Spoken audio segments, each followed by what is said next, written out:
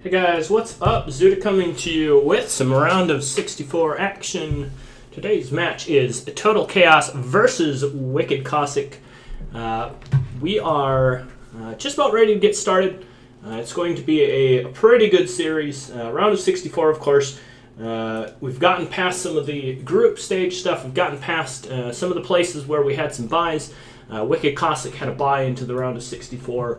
Total Chaos beat British Musketeer 2-1, and now we are ready. It is a best of 3 series going to be played today here. The first map is going to be ESOC Adirondacks, and both of our players are ready to go. They are clicked in. They have both selected the Russian civilization, and we are ready to go.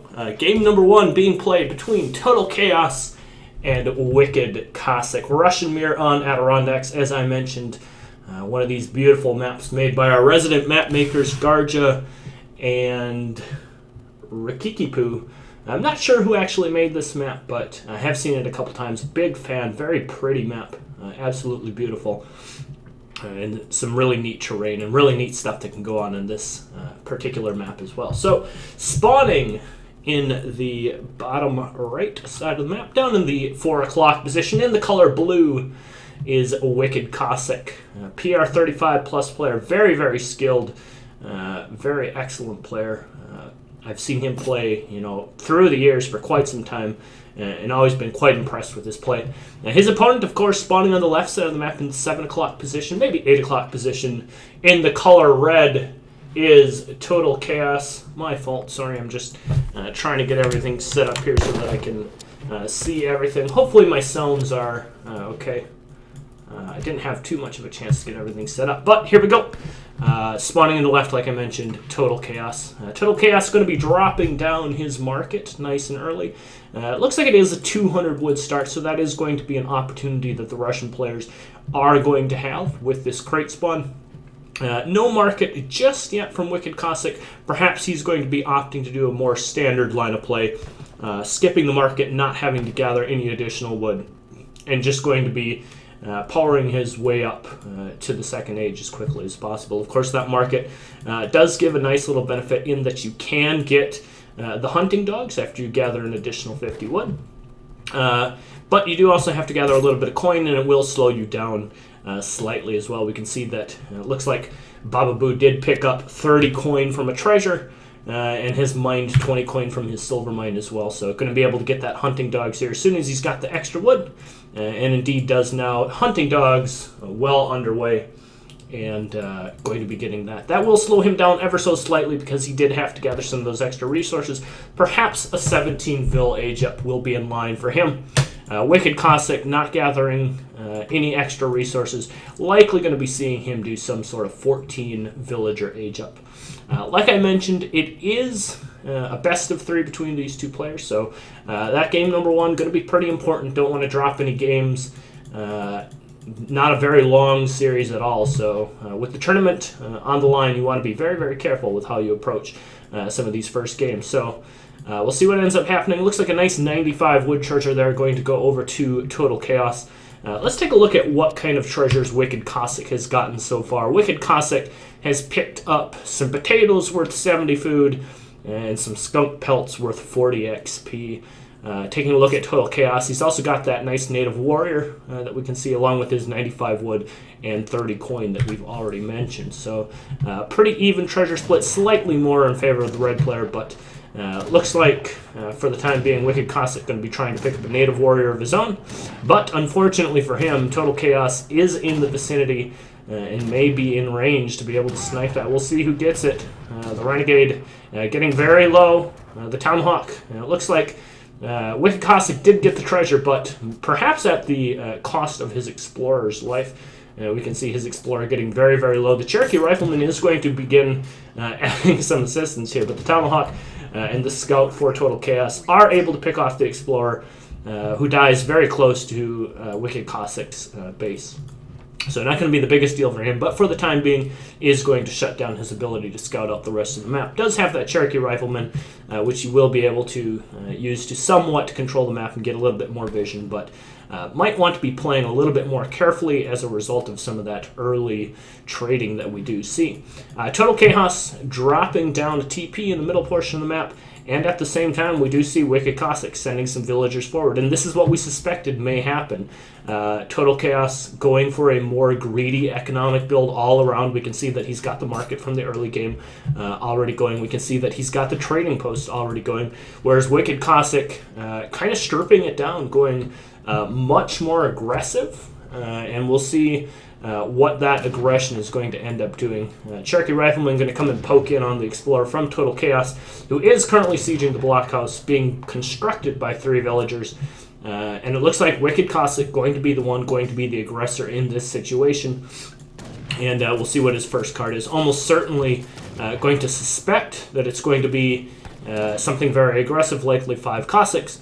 And we'll see what ends up happening as a result of that. Bababoo back in his base constructing a very defensive blockhouse.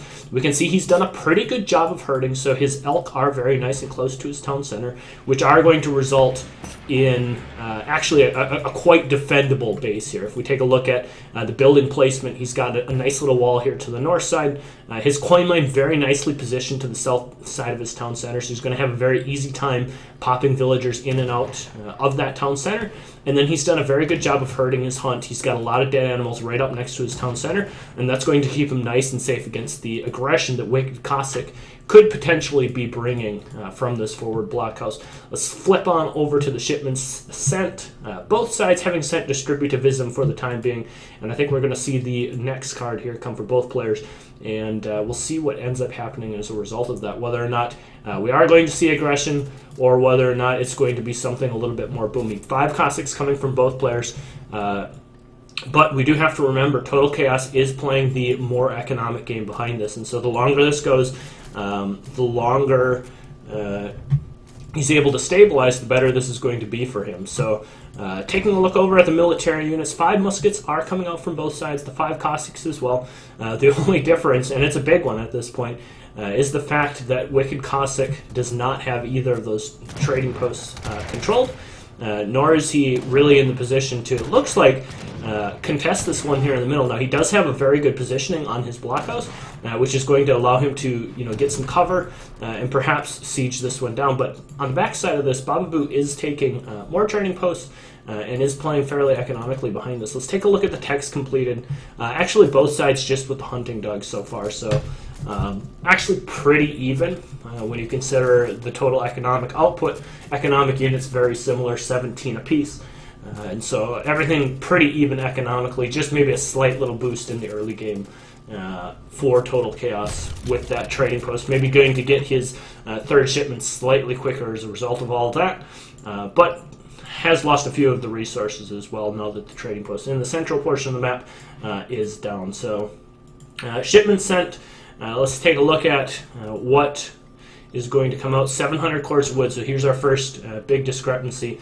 4 Cossacks coming out for WickedCossack, an aptly named player for the cards that he is sending, and we'll see whether or not he's able to make anything with this aggression. If you take a look at the military units, currently has a slight military unit advantage, but like we mentioned earlier, the herding and the economic placement, the building placement, everything here for Total Chaos, very, very well defended.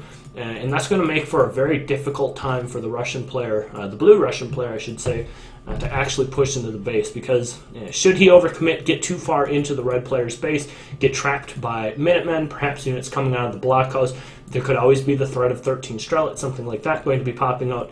And things could go really, really poorly very, very quickly. Crates just coming down from either side for the 4th cards.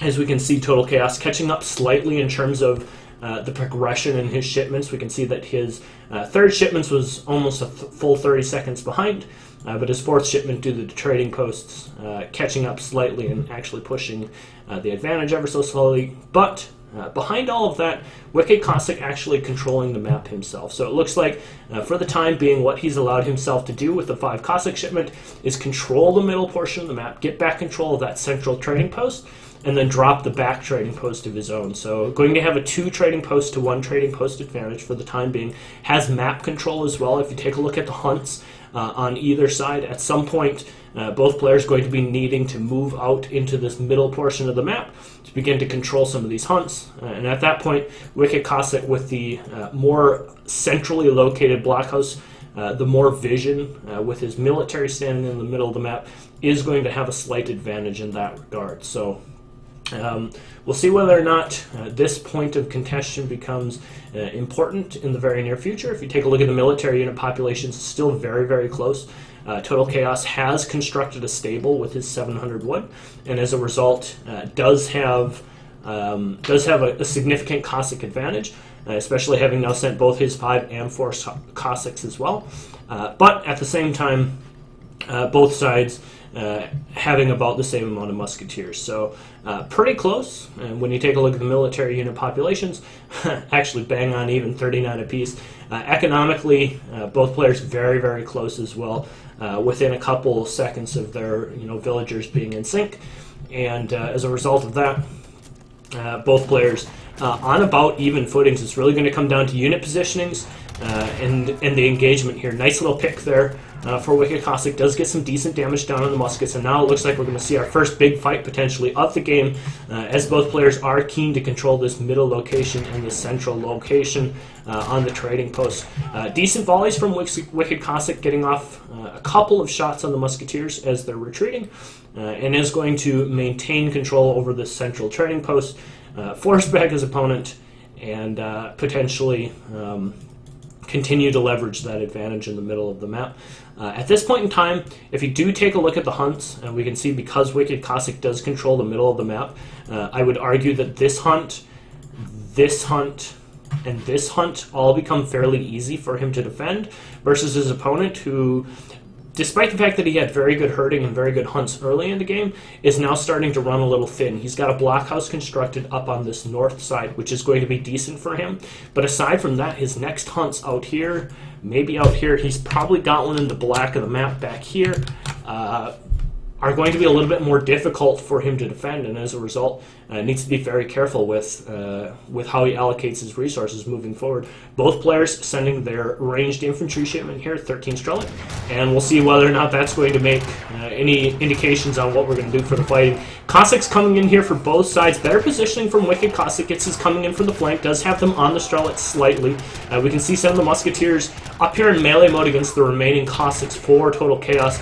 A decent trade from both sides. Neither side really getting a huge advantage. Looks like Total Chaos does want to continue to push his way forward. Does still have a cavalry mass out in front. A couple cavalry sneaking in from the side. A couple more Strelets sneaking in from the side here as well. Decent job of body blocking by Total Chaos. Doing a pretty good job of keeping his musketeers on the front line to be able to body block from the Cossacks. The Cossacks do now fully commit from both sides. It looks like going to run their way in, try and get into the front lines. But we do have to remember we're fighting very close to a blockhouse here for Wicked Cossack. His reinforcements are going to be considerably closer. Both of his blockhouses and his stable pretty close here. But for the time being, Total Chaos doing a pretty good job of working his way through the military population of Wicked Cossack. Boyars does come for Wicked Cossack as the fight is about to begin wrapping up. But if he can get out another batch of Strela, if he can get out another batch of Cossacks for himself, that is going to allow him to continue to fight his way through this. As these units continue to commit further and further onto the blockhouses, the blockhouse is actually doing quite a bit of DPS, and now we have to remember Total Chaos getting into a very, very dangerous situation where he does not want to overcommit, doesn't want to get trapped by more Strela, more Cossack coming from any of these buildings, and it looks like he's going to, for the time being, back out. Take solace in the fact that he did get a pretty good trade. If you take a look at the military unit population, did do a pretty good job there of working his way through his opponent's military, and going to back up. I think be pretty happy with the fact that he bought himself a little bit of time. Perhaps going to be able to scout out this next hunt. We can see that he does see it here in the side of the map, and perhaps wait to re-engage now that he's got his own Boyars there. Both sides sending Boyars on about the same card, and both sides fighting, just before Boyars got there. Had Boyars been in the fight for either player for a little bit longer there, perhaps we would have seen a more one-sided fight. But as it were, a very, very close fight. Both sides taking about the same losses. Let's take a look at units lost here. 26 muskets lost for Total Chaos. 47 muskets lost for Wicked Cossack. A couple of Starlet lost for each side, and then significantly more Cossacks lost for Total Chaos in that fight. So looks like both sides reinforcing now more with the boyered up units, more Starlets coming out from both sides. We can see a shift in military compositions here to Starlet and Cossack for both sides. Primarily Total Chaos really getting out that nice, a really nice composition here, really strong with the boyers. And we'll see whether or not he makes another big commitment here. If we take a look at the score, is still very, very close. And both sides, it looks like, going to be keen for another fight. Total Chaos working his way back in. He's got the Cossacks on the front lines. This time, Boyers is in effect, which is going to allow for him to have a very strong composition here with the Starlets and the Cossacks. If you take a look, though, looks like he's going to have to retreat back. Doesn't have quite the angle that he needs, getting hung up in the trees with many of his units. And now it looks like Wicked Cossack going to be on the hunt, on the chase, to try and eliminate his opponent here from the middle portion of the map. The Cossacks streaming forwards from both sides. Wicked Cossack does have a decent positioning here, is getting a lot of military unit kills, but it looks like he's going to be forced back once again as more Cossacks come streaming in from the back end from Total Chaos. Both sides trying to engage in these trees, which is ending up, I think, working out better for Wicked Cossack just due to the fact that he's got fewer cavalry units. If you take a look at Total Chaos, consistently has more Cossacks in his composition, and these trees are making it very difficult for those Cossacks to get into any sort of dominant position to get on top of the ranged units the Wicked Cossack does have in the game. Crates continuing to come out for both sides, 700 food and 700 coin coming out for Wicked Cossacks as his next two cards. 700 food, oops, a couple of misrallied muskets there. And now Team Scout Cavalry as well coming out for Total Chaos. So really putting some more focus into trying to get his Cossacks as strong as possible, and perhaps going to try and get those worked into the fight. Perhaps he wants to try and find somewhere that he can engage that's not so stuck here in the trees right out front of his opponent's base. Perhaps waiting for his opponent to starve out a little bit more, and maybe he's perhaps could just wait until his opponent needs to work his way down here into the south position and then try and engage down there. Because if you take a look at what Bababoo is trying to break, it's very, very difficult. There's so many opportunities for reinforcements here in the middle portion of the map, and these trees really working into the advantage of the player without Cossacks, which is Wicked Cossack, strangely enough. So both sides keen to continue to fight. That's what Russia tends to like to do. It looks like some decent volleys going down there for Total Chaos. Going to get some nice unit kills.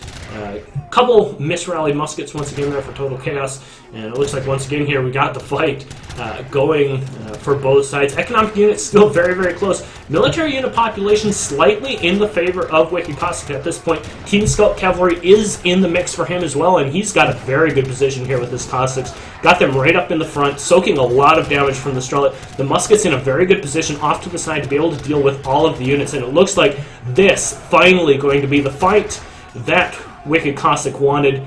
Kills his opponent's army, severely compromised, out in the middle of nowhere is Total Chaos, also beginning to run a little thin on the resources as well. And he calls GG, game number 1, going to Wicked Cossack in this round of 64. Game number 2 will be coming up shortly. And let's take a look at the post-game stats. Resources very, very close for both players, about 1,000 apart. Wicked Cossack slightly ahead. Military unit populations very, very close. I think in the early game I actually liked Total Chaos's composition a little bit more, in that he had some more Cossacks at the earlier stable. I would have liked to see him poke around on the sides and perhaps try and raid a little bit more with some of his Cossack dominance in the early game. Wasn't ever able to do that. Perhaps just wasted a little bit too much time trying to break the front. And during all of that time, perhaps could have used his Cossacks to maybe swing around the sides, harass the economy a little bit, getting himself somewhat of an advantage, and then use that to fight out in the open a little bit more later on when he does get the Boyers, when he does get the Team Scout Cavalry. Needless to say, though, a very close game. Both sides having pretty good fights. A nice little fight here for Total Chaos. And then Wicked Cossack having a couple nice little fights here with these skirmishers in the mid-game. I think perhaps some of that lack of control there hurting Bababoo slightly. allowing WickedCossack to get his composition back in line, and then just that one big fight at the end where he really got the good positioning with the Cossacks, leading to a very dominant fight for him in securing the victory. So game number 1 going to WickedCossack.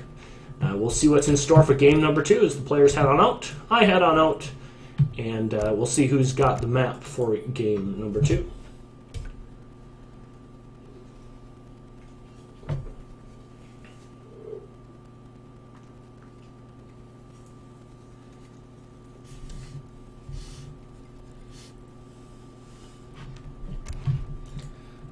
He hasn't got the right version of the map. What map? I will be perfectly honest, I don't know what the next map is. Cascade Range.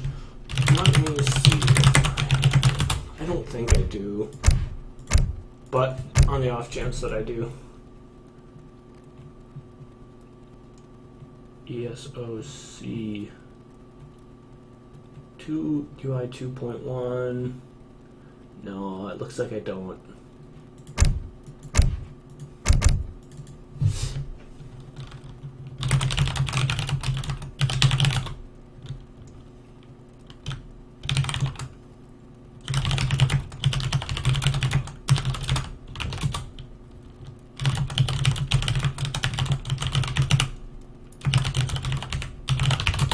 Alright, we need someone from the chat to help us out real quick.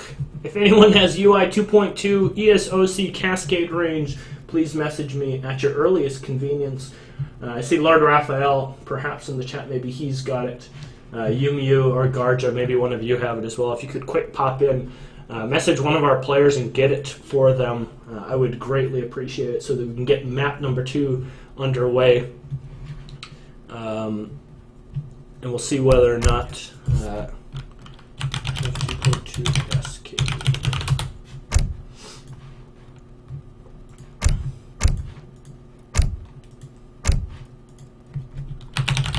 Looks like Yumiu has come in the clutch.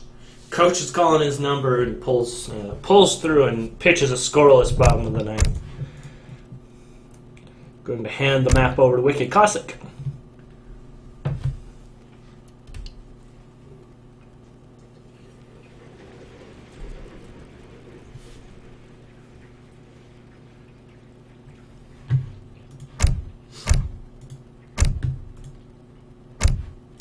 Alright, there we go. Thanks again, Yumiu, for coming through in the clutch, getting us the correct map. Map number 2 is going to be Cascade Range. Unlike the previous map, it is a non-TP map. There are no trading posts, and we'll see whether or not that lends itself into either of the players opting in for a civilization that's perhaps non-European, perhaps non-TP influence.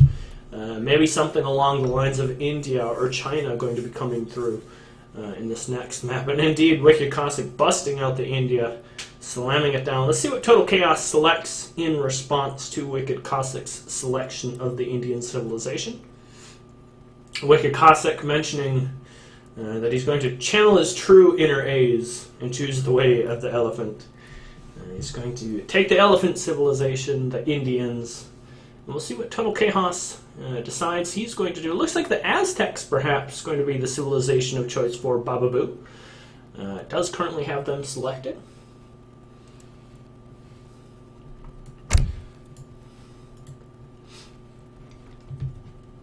And we'll see whether or not he clicks in. Still waiting for the map to download. Does have some time. Oh, perhaps going to be taking the Japanese civilization.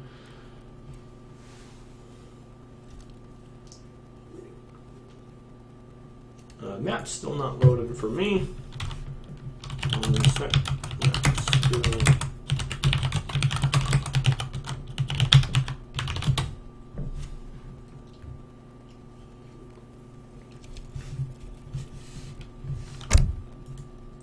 Alright, let's get this map loaded in. And then it looks like it's going to be the Indian civilization against the Japanese civilization. As soon as my map finishes loading, we will get underway. And we'll see what ends up happening. I'm not sure if this... Is this a betting match? I'm not sure.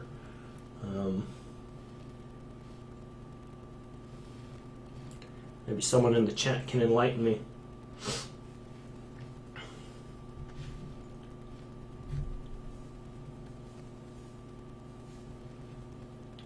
Come on, map, come on. There we go, Cascade Range. Someone else has the Wicked Cossack taunt pack installed. There's nothing like a good H2O taunt. Gets me every time. Alright, here we go. Game number 2. Wicked Cossack currently up 1-0. In case you're just joining us, Wicked Cossack won the first game, a Russian mirror on Adirondacks. Very, very close throughout the duration of the game, but ended up taking a very decisive fight and winning the game. Game number 2 getting underway, spawning in the 10 o'clock position. In the color blue, playing the Indian civilization, is Wicked Cossack. His opponent spawning down in the 5 o'clock position, playing the Japanese civilization, is going to be Total Chaos. Of course, those of you who have ever watched me stream know that I have an infatuation with the Japanese civilization. Absolutely love them. One of my favorite civilizations in the game. Well, let's not even pretend they're not my favorite civilization in the game. Obviously, my favorite civilization in the game, and very happy to see Total Chaos representing them here in the round of 64. We'll see what ends up happening. Traditionally, this has been an okay matchup for me with the Japanese, so we'll see what Bob ends up doing with them. Just going to be picking up a nice little coin treasure here to start things off, and we'll see what ends up happening. A nice little wood treasure here going to be spawning near Wicked Cossack's base. This map does traditionally have quite a few of these nice little wood treasures, which are going to be very, very beneficial to both civilizations. So we'll see what how many of those either player can pick up. A couple little food treasures here. It looks like both players stopping to pick up some sunflowers worth 50 food. Wicked Cossack, like we saw, did pick up that 40 wood treasure as well. Total Chaos also is just discovering muskrats like crazy. He's netted himself 70 free coin at the start of the game from a couple of those little treasures. Looks like he's going to pick up one more as well. But we'll see what ends up happening. Looks like we do have a consulate start here for the Japanese player. I do believe it was a 200 wood start, so he did have to chop significant wood here in the early game. Also still chopping a little bit more wood, but does have his Portuguese civilization now selected at the consulate. Still going to be a little bit short on the wood, perhaps a little bit of missed macro there in the early game, pulling his villagers off of wood a little bit too early. Maybe he thought he would find himself one of these nice little wood treasures, be able to compensate. Not the case for him, but it looks like it's not going to end up being the end of the world. Does get his shrine down and up, and it looks like he's perhaps not going to miss any villager time. 1, 2, 3, 4, 5, 6, 7, 8, 9, 10. Now, I did lose a little bit of vill time, but that's all right. Shouldn't end up affecting him too much either way.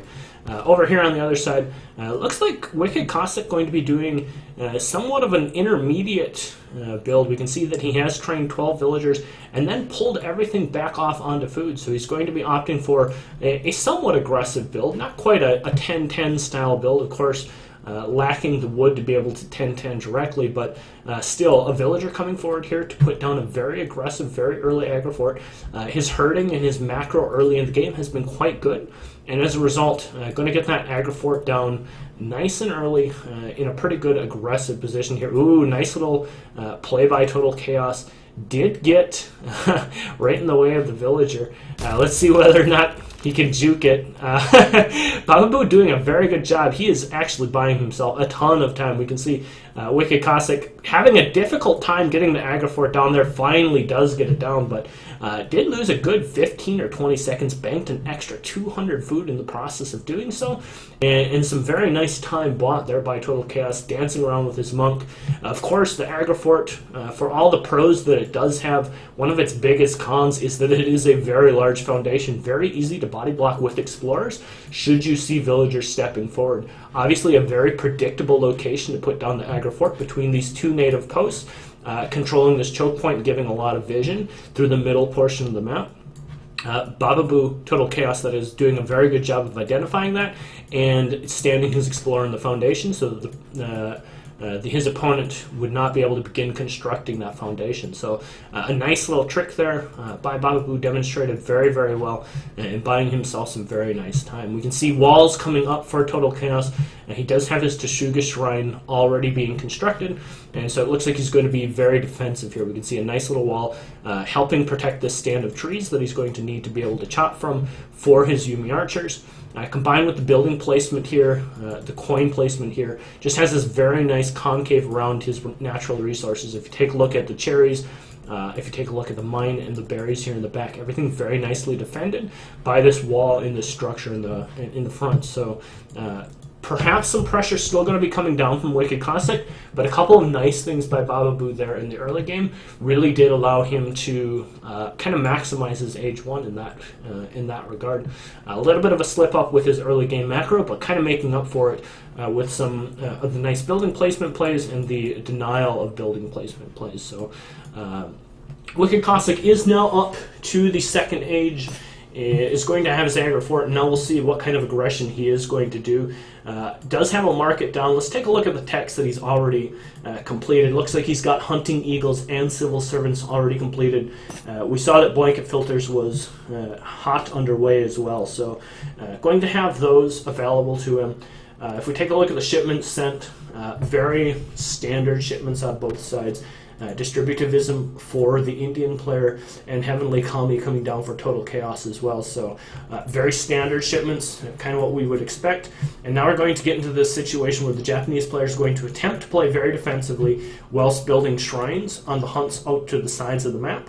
And it's going to be up to the Indian player to try and dictate the pace of the game and apply the pressure. We can see 5 Sepoy coming out very early, going to try and accomplish just that. And honestly, not a ton of shrines have been constructed here so far for Total Chaos, and he's got both of his scouts back towards his home as well. So Sepoys coming in, regulars and sentries both popping out, blocked a little bit by the cherries and everything. A very big stomp. Nicely done there from WickedCossack. Does stun up all the irregulars in the back, giving them some time to do some decent damage to the sentries. A couple of Yuumi archers do pop out from this side barracks, which has been constructed in this same vein of defensibility, and we'll see whether or not they're able to do anything. They're kind of caught out here now. Looks like they are all going to get picked off. Very nice little micro there by WickedCossack, shooting down all of the Yuumi archers, and now all of a sudden Bababoo finds himself in a fairly tricky situation. There are still a lot of Sepoys, 12 Sepoys out in his base, and all of his Minutemen are gone. He's not even able to gather up the remainder of this about 300 wood underneath his town center, and taking a lot of damage. Meanwhile, behind this, to be perfectly honest, the economy of the Indian player not all that bad. 22 villager count to 18, even considering the shrines that are in there as well. And with all that being said, still losing a lot of economic and military units during the process as well. Foreign logging coming in for WickedCossack, so it looks like he's going to continue just to play more economically behind this, while he does some decent damage to the Japanese player. Economic unit population, taking a look at the count for Total Chaos, down to 16 versus the 24 now for Total Chaos. Or for WickedCossack rather, and the consulate's going to be coming up here next as well. Kind of expect to see 300 export coming as the next card for WickedCossack, an alliance with the British civilization, and perhaps the musketeers and the extra HP combined with the continued Sepoy production is going to be enough just to break the Japanese player. I think that would be kind of his next play here, and we'll see whether or not that prediction is correct. The Sepoy, for the time being, going to continue just to harass here on the front lines. Bababoo doing a good job of protecting his villagers, keeping those safe, going to sneak them back out the back. The one good thing he does have for him going is he's got some fairly defendable resources here. He's got some cherries in the back that are very defensible, but everything else very, very scary for him. Like I mentioned, not a ton of shrine population. If you take a look, he's only at 80. Certainly Japanese players would like to be up around 140, 150 at this point in the game. Ideally controlling the hunts on the side that your opponent is likely going to be needing here fairly soon. And that's just not going to be the case. Take a look at the sepoy going to go over here and siege this one shrine that has any sort of penetration into the blue side of the map. We can see the scout here, not in any position really to get anything down. There's probably a hunt up here. Yeah, wish it would be nice if if you had 2 shrines up here. Ideally, that would be a best case scenario. But unfortunately for the red player, the scouts just didn't get into position early enough in the game, and so the shrines that he did get down are pretty much on his side of the map. The one that he did have in any sort of a threatening position has now been cleared out by the sepoy. Retreating, and I think my assumption is going to be correct. There comes the 300 export. It's actually an alliance with the Ottoman civilization. We'll see whether or not it's the Hussars for continued pressure, or if it's going to be the economic units that are going to come forward for it. We haven't seen just yet what that's going to be with the 300 export. I think either is fine, right? There's ways to play both. You can play the Hussars and continue to play aggressively, knowing your opponent likely is going to have bestiaros and more Yumi archers by this point, or you can just continue to play economically, take control of the map, know that your opponent really doesn't have a ton going for him, and just siege down these shrines while continuing to apply pressure. I think either is a perfectly viable line of play. They take just slightly different styles, but I think both are perfectly fine as long as you execute them correctly in this situation from the Indian player. Which would I prefer? I think, honestly, I would have preferred just to see the British consulate and just more aggression with the higher HP units. Perhaps start training some Gurkhas and just kind of ram it down the throat to the Japanese player.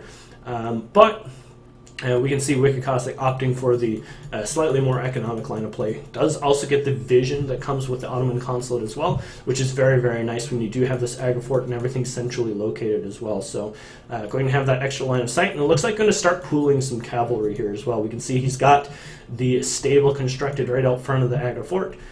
And that's going to be a pretty nice line of play for him as well. Obviously, he's identified that his opponent does have a decent number of ranged units and is going to use his composition of Sowars, these Hussar units as well, to be able to apply some more pressure. Perhaps he can lure out his opponent from his base, and it looks like that's going to be just what the doctor ordered. The Sowars, the Hussars, working their way in. It looks like it's just going to be a fight. Unfortunately, the Yumi are trapped out in a horrible position. A nice little bait there by the sepoy mass. And that's just going to draw all the ranged units out into a bad position. And this is exactly the fight that India wanted. This is going to be one-sided, and I think we're going to see a GG as a result of this. The Ashigara Musketeers just not in a position to be able to defend the Yumi archers. Ideally, the Yumis would be standing behind the town center. The villagers would be in the TC. You'd still maybe even have Minutemen, and you'd be able to hold this, but more units just storming in. GG called from Total Chaos. And WickedCossack takes game number 2 in a rather convincing fashion to take the series 2-0.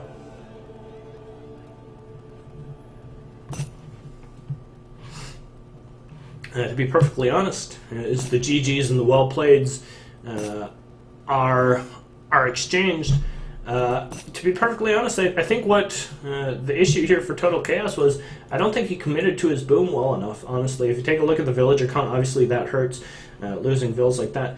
But I think the more telling sign is going to be the building count, to be perfectly honest with you. If you're going to play a civilization that is going to be shrine booming, it looks like he only made about 3 shrines. And then kind of flatlined from there, had 9 total buildings. In fact, at the end of the game, the Indian player has more buildings constructed than the Japanese player does, which is a telling sign of just how far behind the Japanese economy is. If you take a look at all resources gathered, despite the fact that the Indian playing player is not playing a super economic build himself, he did send 5 sepoys as first guard, had 300 export and 4 Sowars early in the mix as well. Well ahead in economy, we can see idling his opponent with that first push for quite a bit of time. And that's something that the Japanese player just can't quite afford to have happen. Perhaps not the best map to play Japanese. Of course, it is a pretty short rust distance, which does help the Indian player quite a bit. There's not a ton of deep hunts as well to be able to shrine. I think ideally the way that Japan's economy gets going on this map is by shrining deep into your opponent's territory, forcing him to come back and get those shrines off of the hunts at some point early on in the game. And that just didn't happen here. Too much control for the Indian player in the middle portion of the map. Never deep shrine penetration whatsoever, and Bababu never really had the chance to even commit to it just because the hunts aren't very far out here. So maybe not the best map for Japan as well, but well played by Total Chaos, a very well controlled game, and it resulted in a very decisive 2-0 victory for him. And he's going to move on to the round of 32. Let's bring the bracket here onto the map so that we can, or onto my screen so that we can take a look at where we're at.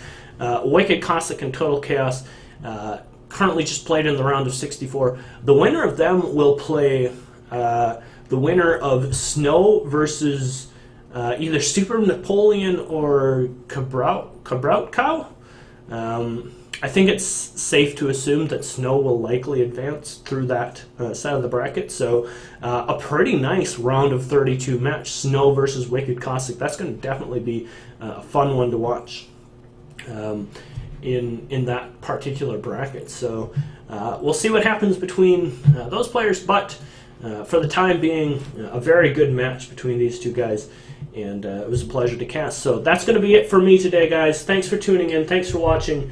For those of you who may watch on the VODs, thanks for tuning in. Make sure that you subscribe to all the relevant YouTube channels. I'm sure there will be links, relevant Twitch channels as well for those of you who are going to watch the VOD on YouTube. So thanks for tuning in, guys. It's been a pleasure to cast as always, and we'll catch you next time. Until then, take care.